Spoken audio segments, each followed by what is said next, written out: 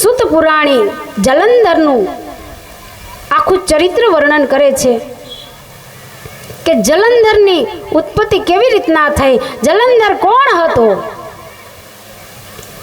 તો એક દિવસ બૃહસ્પતિ અને ઇન્દ્રદેવ કૈલાશ પર્વત ઉપર ભગવાન શિવના દર્શન કરવા માટે જાય.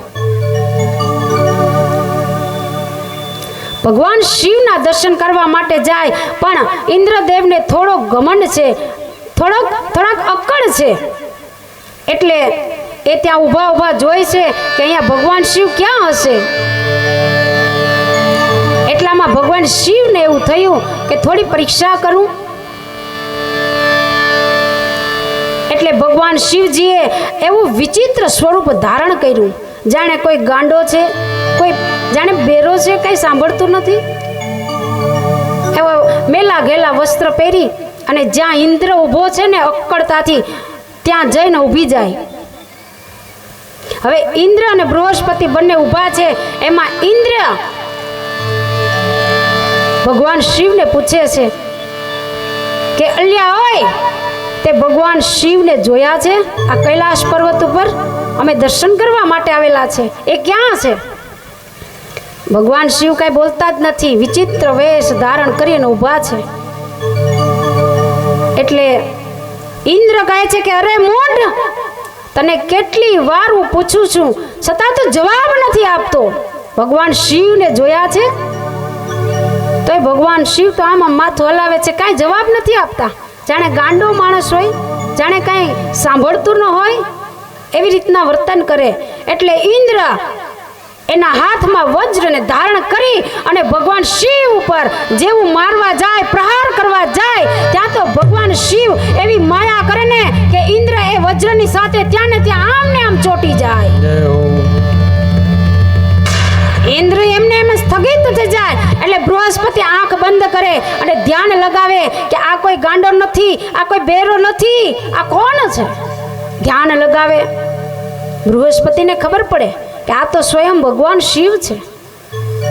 એટલે બૃહસ્પતિ ભગવાન શિવના ચરણમાં પડી જાય છે, પ્રાર્થના કરે છે કે હે ભગવંત, આ ઇન્દ્રનો તો સ્વભાવ આવો જ છે, પણ તમે તો પ્રભુ છો, તમે ભગવાન છો, માટે એને ક્ષમા કરો.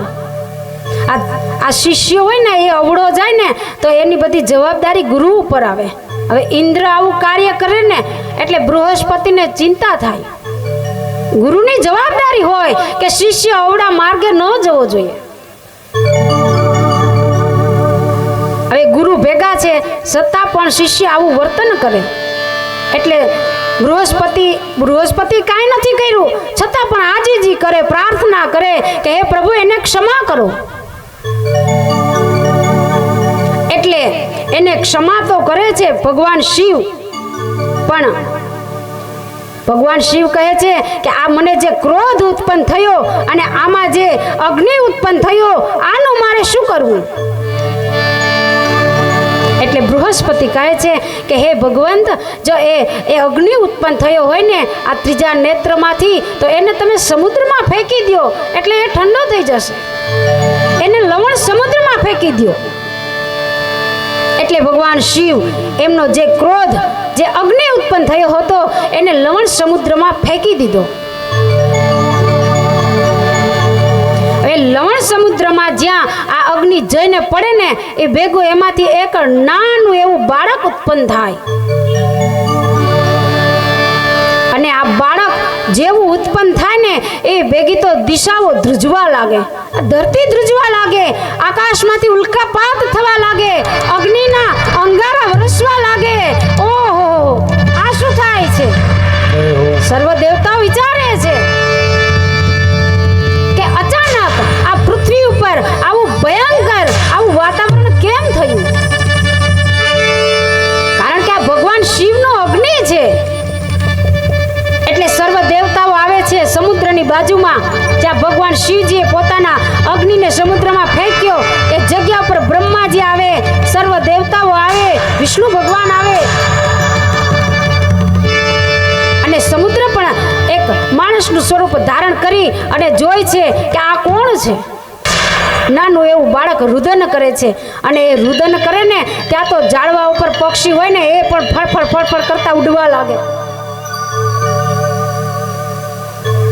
હવે સમુદ્ર વિચાર કરે કે આ છે કોણ, હવે મારે શું કરવાનું. ત્યાં તો બ્રહ્માજી ને વિષ્ણુ પધારે. બ્રહ્માજી કહે છે કે આ શું થયું. સમુદ્ર કહે મને પણ કાંઈ ખબર નથી, આ એક અચાનકથી નાનું એવું બાળક છે, આનું મારે શું કરવું. પણ હે બ્રહ્માજી, તમે જો આ સમયે બરાબર પધાર્યા છો તો તમે હવે આની નામકરણ વિધિ કરો, તમે આને નામ આપો. કારણ કે જો તમારા જેવા આ વિધિ કરે તો આ બાળક મહાન થશે. એમ કરી અને સમુદ્રએ આ બાળકને તેડી ગોદમાં ઉઠાવી અને બ્રહ્માજી હોય ને એની ગોદમાં મૂકી દે. બ્રહ્માજીની ગોદમાં જેવું આ બાળકને મૂકે ને બ્રહ્માજી આમ આમ આમ કરીને રમાડવા જાય ને ત્યાં તો એ બાળક એની બોચી પકડી લીધી. બ્રહ્માજીની આ ગરદન પકડી લીધી અને બ્રહ્માજી ધૂણવા લાગ્યા, રાતા પીડા થઈ ગયા, આંખમાંથી જળની ધારાઓ વહેવા લાગી. બ્રહ્માજી કહે કે આ તો ભારે કરી, આ છે કોણ. બ્રહ્માજીની આંખમાંથી જળ ધારાઓ વહેવા લાગી. બ્રહ્માજી માંડ માંડ કરીને જેમ તેમ કરીને બચ્યા, નકર ગરદન છીપી દે તો હમણાં બ્રહ્માજીનું રામ નામ સત્ય થઈ જાત. એટલે બ્રહ્માજી પણ માંડ કરી અને બચ્યા. અને પછી કહે છે કે હે સમુદ્ર, આ બાળક તો ભયંકર છે, આ તો કંઈક વિચિત્ર છે. આ તો જન્મતાની સાથે જો મને ધૂણાવી દેતો હોય તો આ મોટો થઈને ખબર નહીં કેટલાકને ધૂણાવશે. અને આ બાળકે મારી ગરદન પકડી લીધી એટલે મારી આંખમાંથી જળની ધારાઓ વહેવા લાગી, એટલે આનું નામ જલંધર રાખીએ. બ્રહ્માજીની આંખમાંથી ધારાઓ વહેવા લાગી એટલે આ બાળકનું નામ જલંધર રાખ્યું છે. અને સમુદ્રને કહે છે કે હે સમુદ્ર, આનું ભવિષ્ય હું જોઉં ને તો મને એવું જોવામાં મળે છે કે આ બાળક આને કોઈ હરાવી નહીં શકે. આ એવું દિવ્ય યુદ્ધ કરશે કે આને યુદ્ધમાં કોઈ નહીં હરાવી શકે. આ એટલો બળવાન થશે, એટલો મહાન થશે, અને આને એટલી સતી સ્ત્રી મળશે ને, એટલી મહાન હશે ને કે એની પત્ની થકી આ વ્યક્તિ આનું ક્યારે મૃત્યુ નહીં આવે. માટે હે સમુદ્ર, આ બાળક કોઈ જેવું તેવું નથી, આને તું રાખ, તારા પુત્રની જેમ આનું પાલન પોષણ કર. બ્રહ્માજી આ બાળકને સમુદ્રને સોંપી અને ત્યાંથી જતા રહી. હવે સમુદ્ર આ જલંધરને ઉછેરીને મોટો કરે છે. જલંધર ધીમે ધીમે મોટો થાય છે.